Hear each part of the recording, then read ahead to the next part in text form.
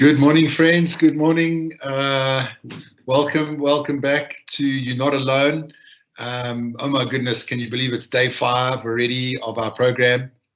And I still see people are logging on. They're just finishing their meetings. They're jumping from one thing to the next. So we can maybe create a bit of space. I've got a very special guest with me today, Leo Kapembi. And Leo, so happy to have you with us. We're going to get into our little chat with Leo in the next few minutes, but just join me in taking a breath. As we know, the breath is the most important thing at this time, and this pandemic has caused so many complications with the lungs, with the breath. And while I'm so grateful that I can have a beautiful breath, I can breathe, I can feel that life in my body. So let's breathe for ourselves now. Let's breathe for those that are struggling to breathe, and take a moment just to calm down, stop for a moment, put the phone aside.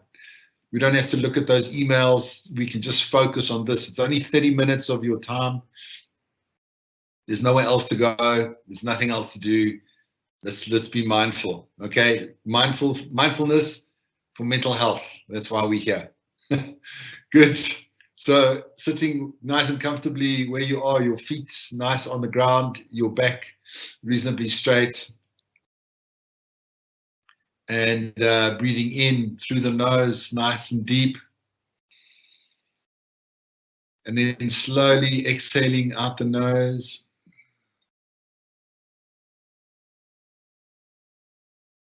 Breathing in again through the nose. And then gently exhaling it out the nostrils. And last big breath, breathing in through the nose. And just holding it there for a moment, open your mouth, gently sigh the breath out.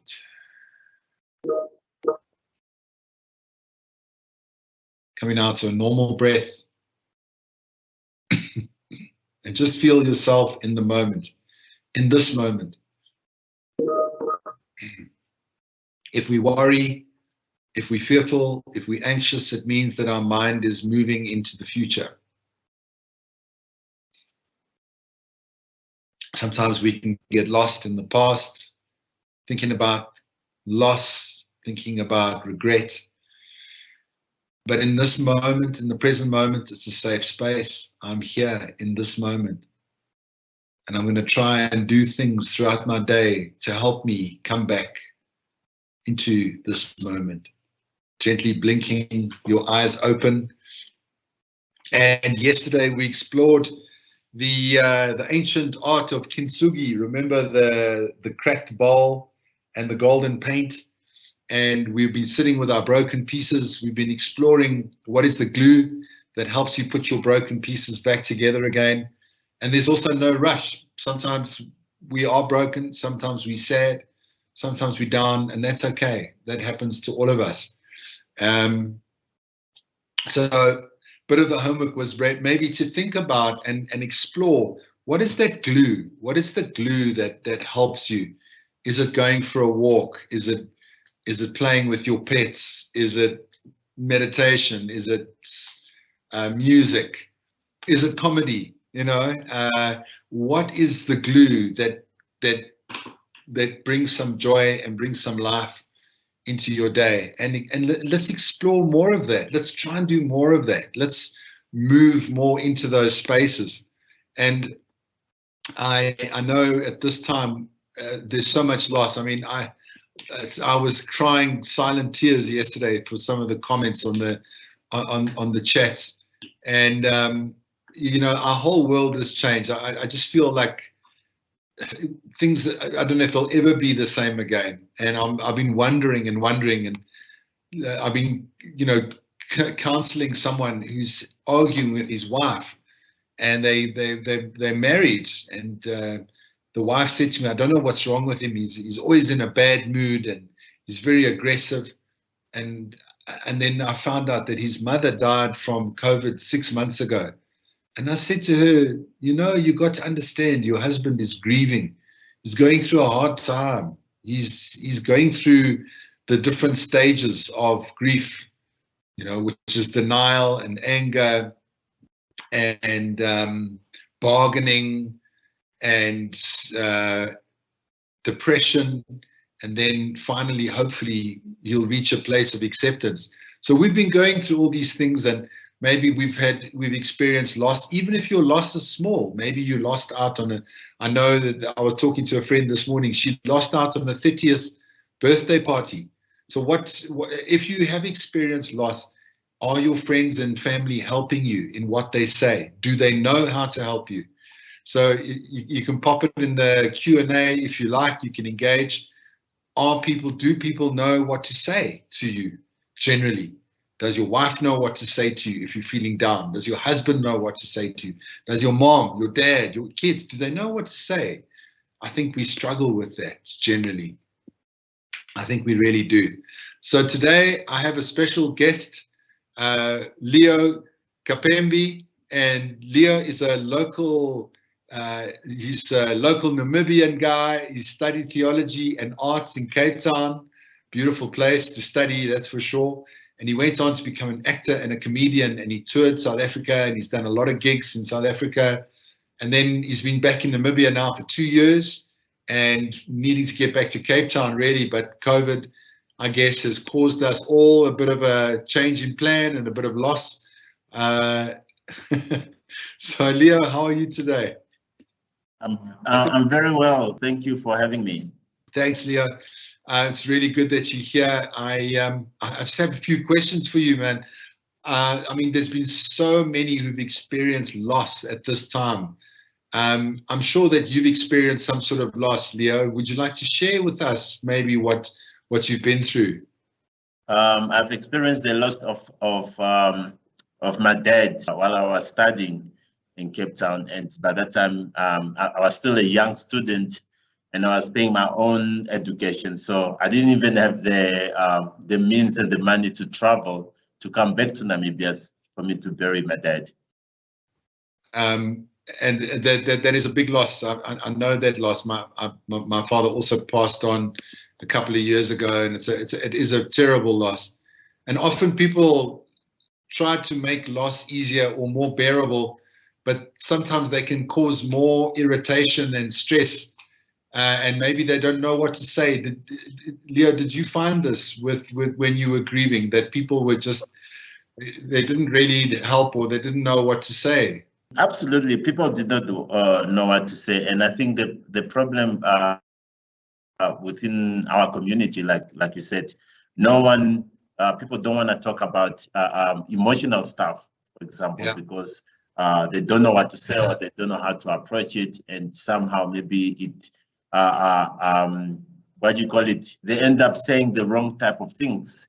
Or you'll find yourself in a position where you are left to grieve alone by yourself, and that's actually a very painful process to go through when you are busy grieving and you don't have anyone to share your feelings or your thoughts, your emotion to.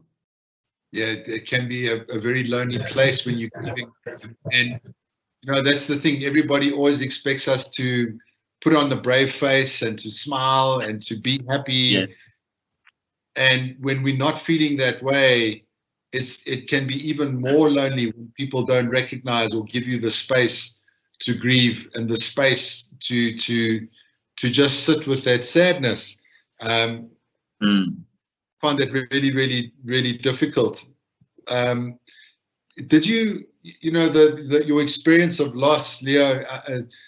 Did it upset your mental health in any way? Because sometimes this can happen.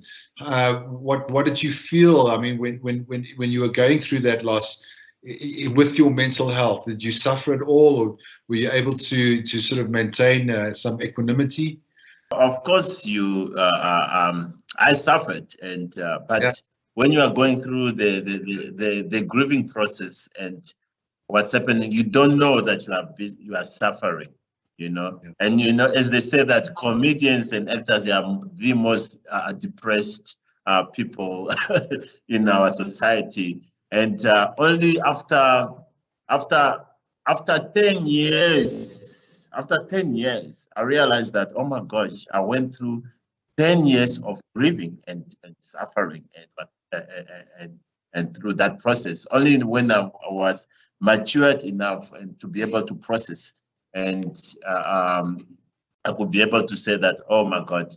And imagine it took 10 years. If maybe I would have spoken to a family member or someone that is close to me, it would have taken me like maybe a year or a month, but it had to take 10 years. It just shows to me the importance of just being with someone, of holding space for someone, and just letting them speak and letting them grieve. But Leo, it sounds to me like you were alone in the process. And it, you know, there's something that you've said now that actually I find fascinating. And I'm going a little bit off track now, because there's something that you said that I find amazing. And you said comedians and actors have sometimes more mental health issues. Why do you think that is? I mean, that's really fascinating to hear. It's because we actually, our skills and our gift is to be able to portray arts.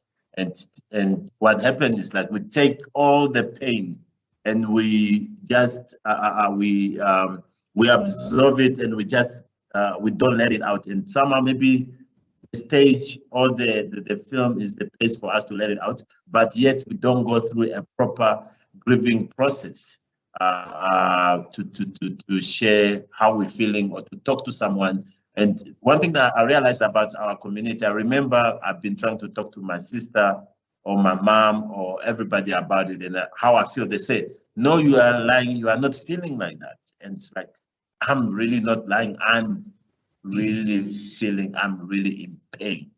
And that's the major tragic and the major sadness, that we can't share our stories, how we feel. And when you want to share it, someone is oppressing those feelings. You say that you are living a lie, you are not feeling those feelings. That's really difficult to hear, Leo. It's really the opposite of the kind of support that you were needing. You were really desperately needing. And you know, I hear what you're saying. I mean, you're a comedian. You make people laugh. Nobody wants to see a sad comedian, right? Yes, indeed. You're there to entertain. You're there to perform, and there's no place for your issues or your problems. And I guess you've got to put on the brave face, and you've got to smile. You've got to perform, but inside you're not feeling it. And I think that's what I'm hearing. Is that it's so difficult. You just got to show up. And me, every day I show up too. I'm on the space. If I'm not feeling okay, I have the job to say, guys, I'm not feeling good today. Some days I stay in my pajamas. I don't even put my jacket on or my shirt, because I just say I'm not. And I don't know, maybe there's some humor in that, perhaps an angle of just being completely honest about where you're at.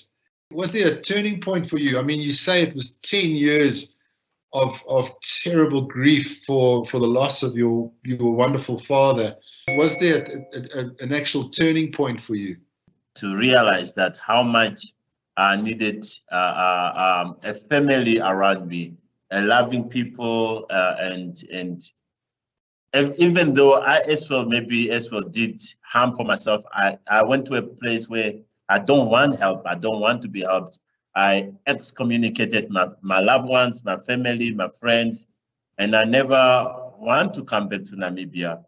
And when I realized that how much I need my family and my friends for my healing, that's, I think, was the turning point. That's when the healing started processing. That's okay. I'm brave. I'm in Namibia. I'm looking at my mom's eyes. I'm looking at my cousin's eyes, my brother, and just my friends in general, you know. And that's the turning point for me, to be able to recognize that I needed help, and as well, maybe I needed to reach out instead of me closing in and them to say like, you know what, Leo, let's reach out to you.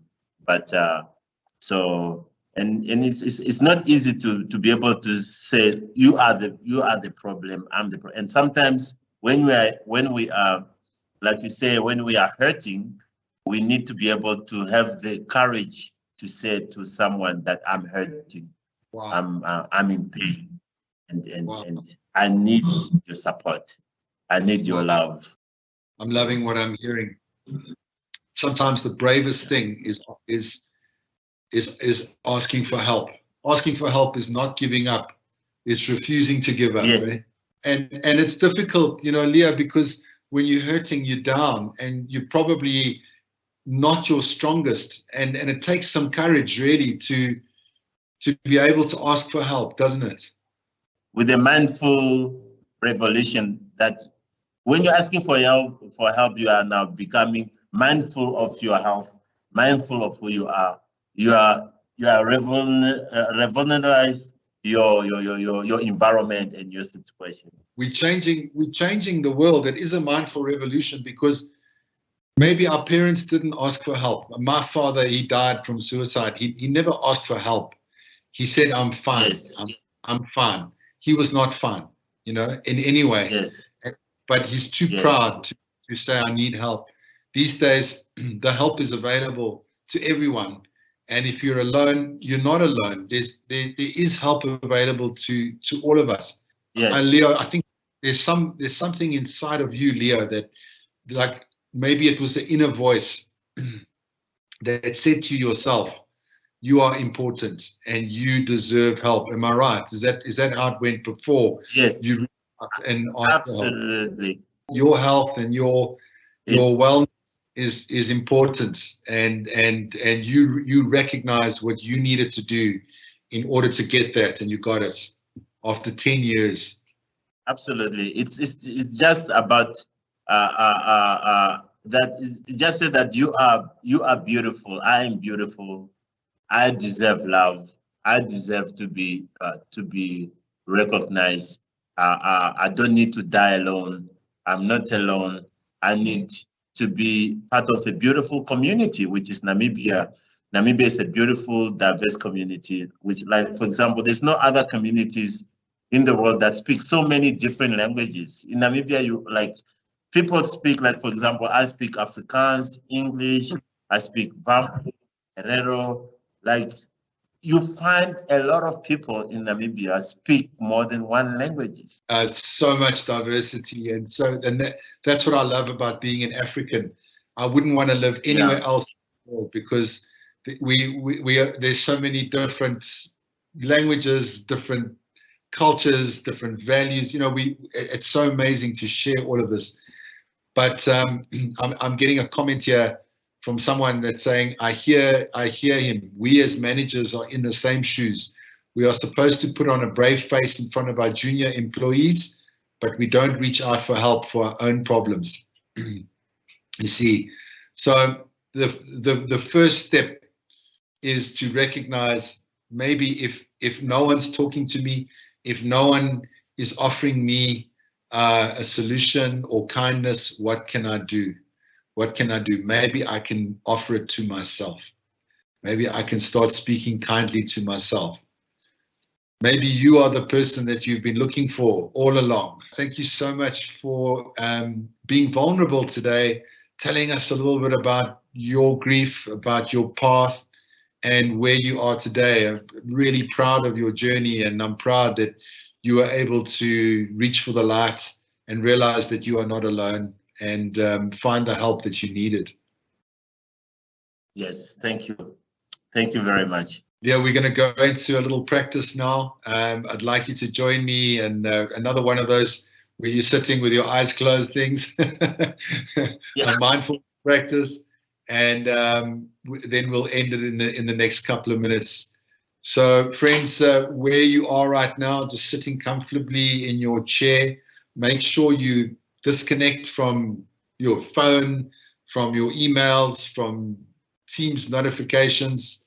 Stop for a moment, give yourself a break, create a pause. We are so busy. We are running like hamsters on the wheel. We just jump off for a moment. Let's take in a deep breath, breathing in through the nose. And slowly exhaling out the mouth.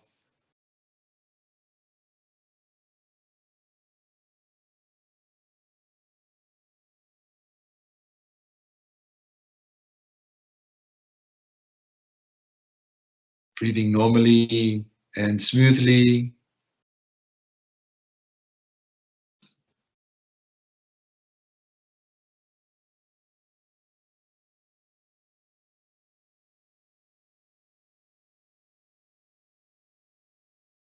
Let's think about now, what are the words that you would love someone to say to you? Maybe you're waiting and waiting and waiting for your wife or for your husband, your partner, your family, your friends to say something to you, or to just be there to listen. What would you love to hear? What would you love them to ask you? How would you like them to approach you? Let's think about that for a moment. We are all experiencing grief and pain and loss and worry. Imagine what someone that you love so much would say to you. And maybe you had a wise grandmother or grandfather, and they spoke to you with absolute love and compassion. And they say, my darling, what is it? I am here for you. I see you. I love you. Please explain what is on your heart. Please talk to me. Please help me understand you better. If you want to cry, please cry. If you want to just be quiet, you can stay quiet. What would they say to you?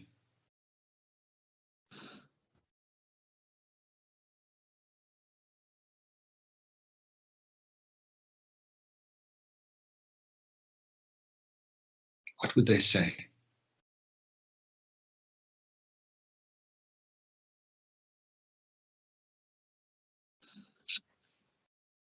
And maybe you're feeling sad because you think, I don't think my family can do that.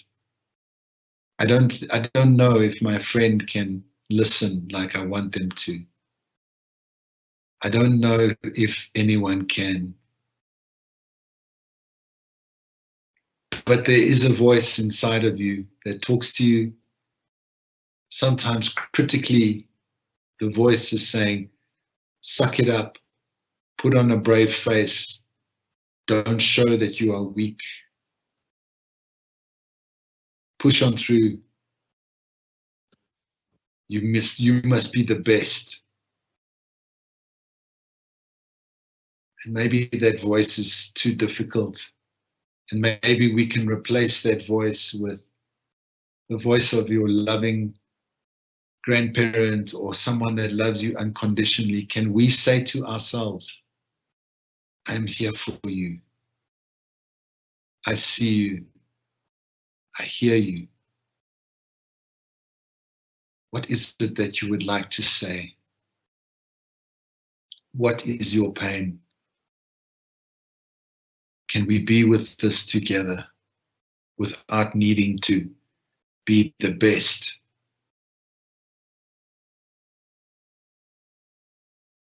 We are enough.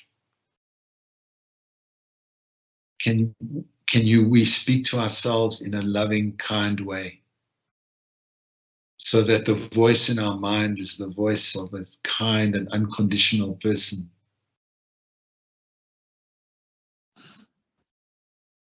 The voice is what we long to hear. We can say to ourselves to start. And then this will give us the power to do what Leo did and reach out to family and friends and say, I need help. I'm not going to pretend anymore. This is who I am.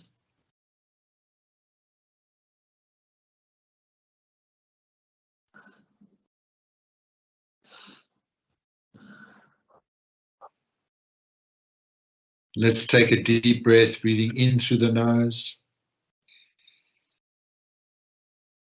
and breathing out the mouth.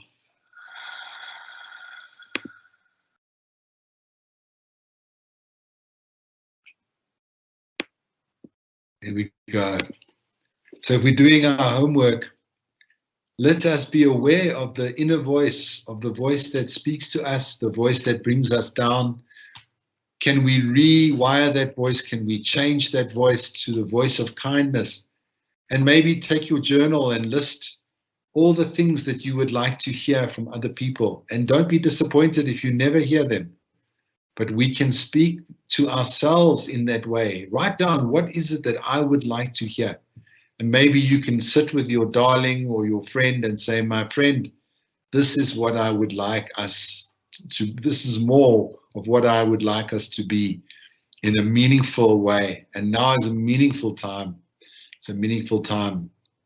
And yeah, Aina is saying, I too can relate as a firstborn. And when I faced with so many challenges, we are expected to put on a smile and be strong for our younger siblings. Yeah, but if we open and we are vulnerable, we give others the opportunity to be open and vulnerable too. And then we are creating a beautiful change in the world. Be the change you want to see. Like Leo. Leo, you're a champion. Thank you, friend, for joining us on this platform today. And to know that this is being recorded, it's going to go out to a wider community. Please, friends, share this with your friends, with your family, with anybody. I know people are even sending these to their friends in hospital who are struggling, you know, with the virus. People are getting a message, and the message is a good message, and it's a real message with real people like Leo. Leo, thank you for your time today. Friends, thank you so much for joining. Give yourselves a pat on the back. You are doing something important for you and for your mind and for your health, your mental health. When we are feeling better, when we are feeling happier, our immune system is also increased and boosted. So let's move to a place of just being the eye of the storm, you know, the place, there's a lot of drama. We don't have to be the drama as well. Okay. So we love and leave you from Leo and myself, and we see you back tomorrow morning. Take care, friends. Thanks very much for joining.